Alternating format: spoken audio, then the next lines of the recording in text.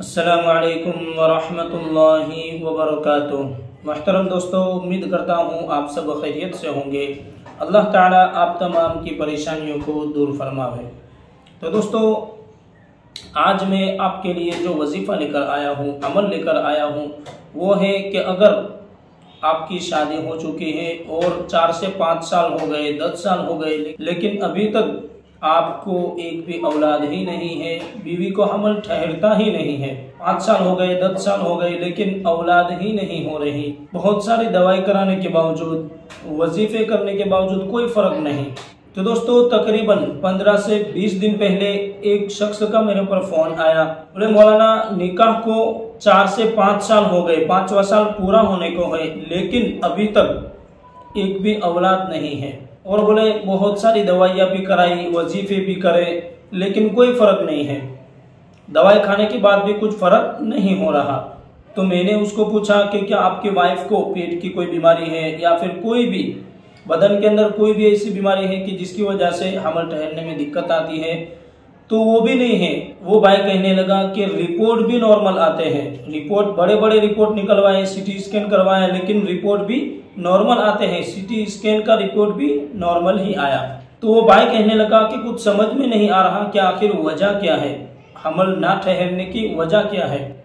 तो मैंने उनकी वाइफ का एक फ़ोटो मंगवाया और उनकी वाइफ का नाम, उनकी अम्मी का नाम, और फ़ोटो मंगवा के फिर मैंने चेक किया तो देखा कि उनके ऊपर असरात थे, जिन्नात के असरात थे। तो दोस्तों, आपको एक बात हमेशा याद रखनी है कि अगर औरत के ऊपर शादीशुदा है और अगर औरत के ऊपर असरात है, जादू है या फिर बंदिश है, इन तीनों में से अगर कोई भी चीज़ होती है तो कभी भी औरत के अंदर हमल नहीं ठहर सकता, इसलिए कि ये चीज़ हमल को ठहरने ही नहीं देती।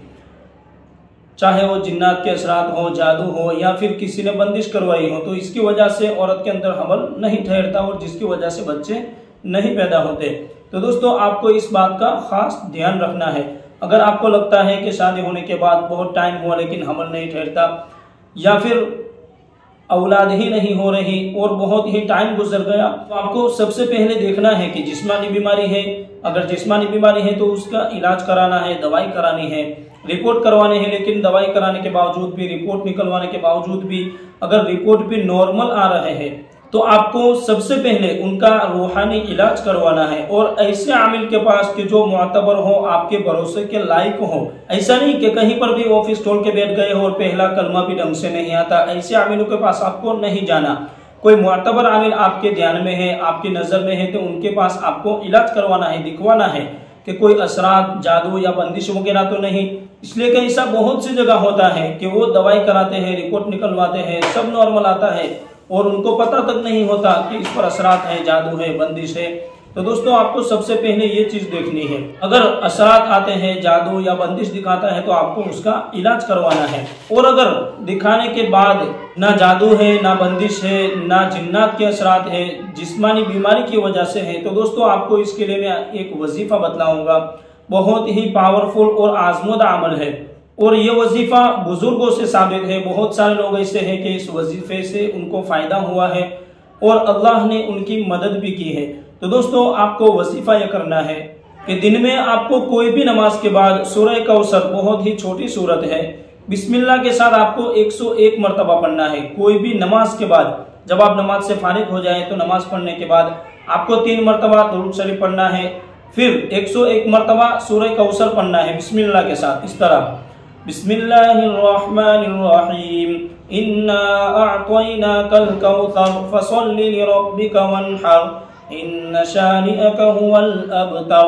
इस तरह आपको बिस्मिल्लाह पढ़ना है, फिर इन्ना अअतैनाकल कौसर, ये सूरत आपको पढ़ना है। इस तरह बिस्मिल्लाह के साथ आपको 101 मरतबा पढ़ लेना है, फिर आखिर में भी आपको 3 या 7 मरतबा दुरूद शरीफ पढ़ लेना है और आपको पानी के ऊपर दम कर देना है। और रोजाना ये अमल को आपको कोई भी नमाज के बाद कर लेना है, चाहे आप फजर के बाद करें, जोहर के बाद करें, असर के बाद, मगरिब, इशा, कोई भी नमाज के बाद आपको ये अमल कर लेना है। और आपको एक बोतल रखने हैं, बोतल के अंदर पानी है, उसके ऊपर आपको दम कर देना है, रोजाना दम करना है और वही पानी आपको दोनों मियाँ बीबी को वही पानी पी लेना है।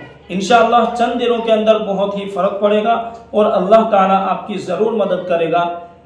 इसलिए कि दोस्तों कुरान से बढ़कर, अल्लाह से बढ़कर कोई चीज़ नहीं है और इस अमल को आपको यकीन के साथ करना है, यकीन के साथ करना है और रोज़ाना करना है। इंशाअल्लाह आपको ज़रूर फ़ायदा होगा।